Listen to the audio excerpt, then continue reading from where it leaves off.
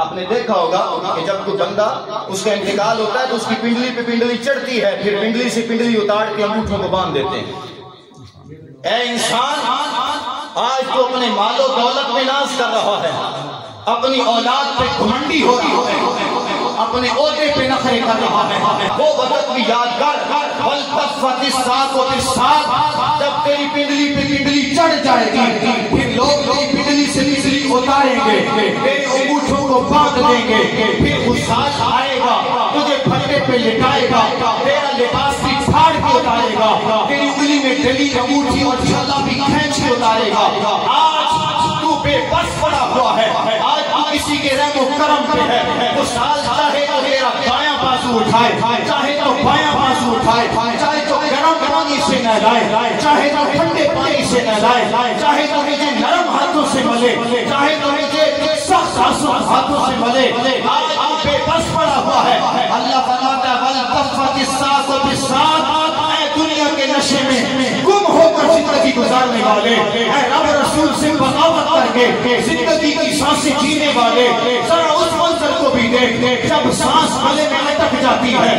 پھر گھر والے پریشان ہوتے ہیں، جھاڑ پھونک والوں کو بلاتے ہیں، لیکن تو سمجھ جائے گا کہ اب جدائی کا وقت آ گیا ہے۔ پھر جب روح کھینچیں گے، پنڈلی پہ پنڈلی چڑھے گی، لوگ جو پنڈلی پیچھے پنڈلی اتاریں گے، انگوٹھوں کو باندھیں گے۔ آج کہاں ہے تیری اولاد؟ اولاد تو تجھے چند لمحے گھر رکھنے کو تیار نہیں ہے، جلدی دفناؤ، اس لیے کہ مہمانوں نے بھی جانا ہے، ہم نے بھی دنیا کے کام کاج کے معاملات میں اپنے آپ کو ڈالنا ہے۔ اے نادان، ساری زندگی جن کے لیے تم کماتا رہا، جن کے لیے بناتا رہا، جن کے لیے جن کو کھلاتا رہا، جن کو پروان چڑھاتا رہا، فرما وہ تیرے بیٹے آج تیرے ساتھ اتنی وفا کریں گے، چند گھنٹے رکھنے کو بھی تیار نہیں ہے، وہ جلدی سے تیری میت کو گھر سے نکالیں گے۔ ارے نادان، جن کے لیے نہ تو حلال و حرام کی تمیز کر رہا ہے، نہ تو رب رسول کو راضی کر رہا ہے، رب رسول سے بغاوت کر کے جس اولاد کو راضی کرنے میں لگا ہے، یہ اولاد اس قدر نافرمان ہے، یہ اس قدر غدار ہے، یہ اس قدر بے وفا ہے، یہ تو تمہیں اپنے ہاتھوں سے غسل کرانے کو بھی تیار نہیں ہوتے۔ بات سمجھ آ رہی ہے؟ یہ اولاد تو تمہیں اپنے ہاتھوں سے غسل کرانے کے لیے تیار نہیں ہوتی، تیرے کپڑے بھی پہننے کو تیار نہیں ہوتی، کہیں موت کا فرشتہ ادھر نہ آ جائے، تیری چارپائی پر لیٹنے کو تیار نہیں ہوتی، کہیں ہمیں موت نہ آ جائے۔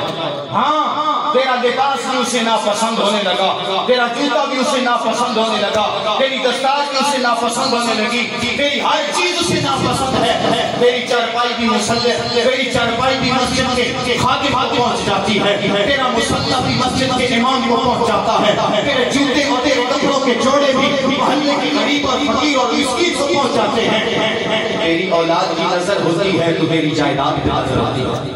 تیری اولاد کی نظر ہوتی ہے تو تیرے دنیا کے مال کی نظر ہوتی ہے۔ آج ہم نے دیکھنا ہے کہ ہم جس اولاد کو راضی کرنے میں لگے ہیں، اولاد کو راضی رکھنے کی خاطر رب رسول کو ناراض کر رہے ہیں، بتاؤ اس اولاد نے ہمارے ساتھ کیا کرنا؟